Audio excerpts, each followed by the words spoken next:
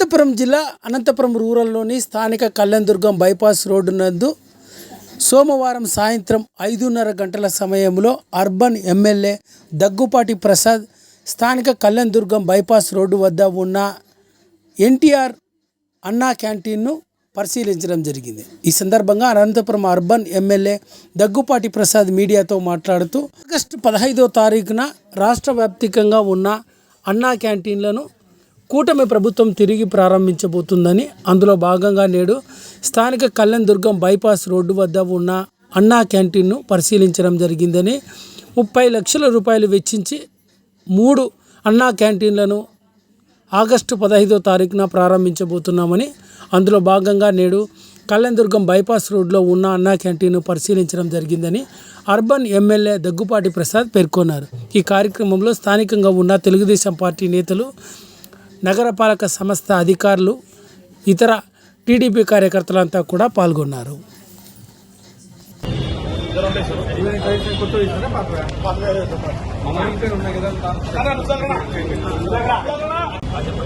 కొంచెం లోపల పోయి చూడు.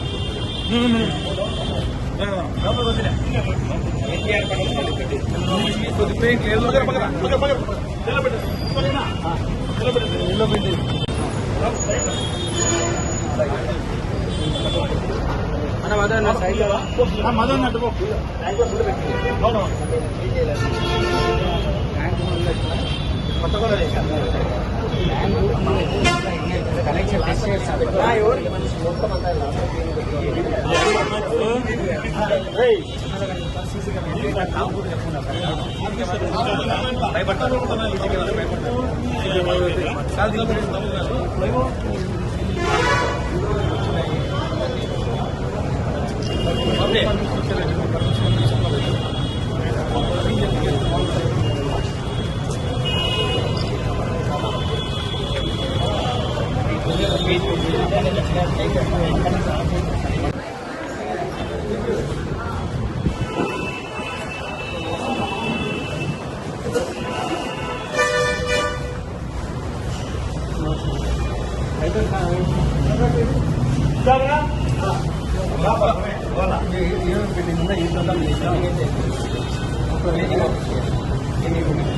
అర్బన్ నియోజకవర్గంలో అన్న క్యాంటీన్లు వర్క్ జరుగుతూ ఉంటే పరిశీలించడం జరిగింది.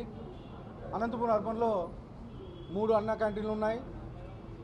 2014-19 తెలుగుదేశం ప్రభుత్వం ఏర్పడిన తర్వాత ఈ అన్న క్యాంటీన్లు ప్రారంభించడం జరిగింది ఇక్కడ.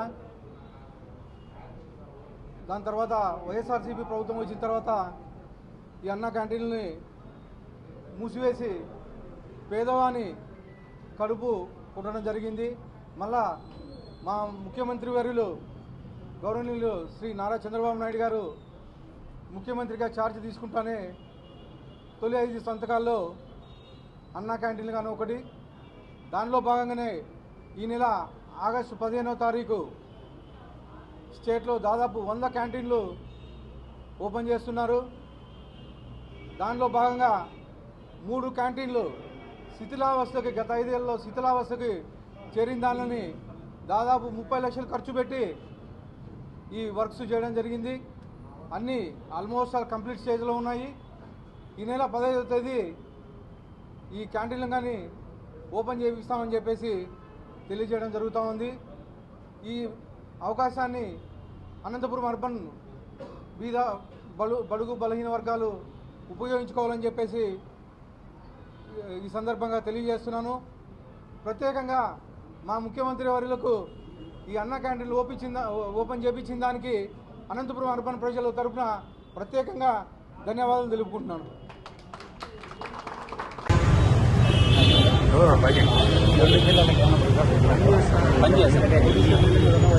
ఎందుకంటే ఈ బిల్డింగ్ విప్పి వస్తుంది ఈ లోక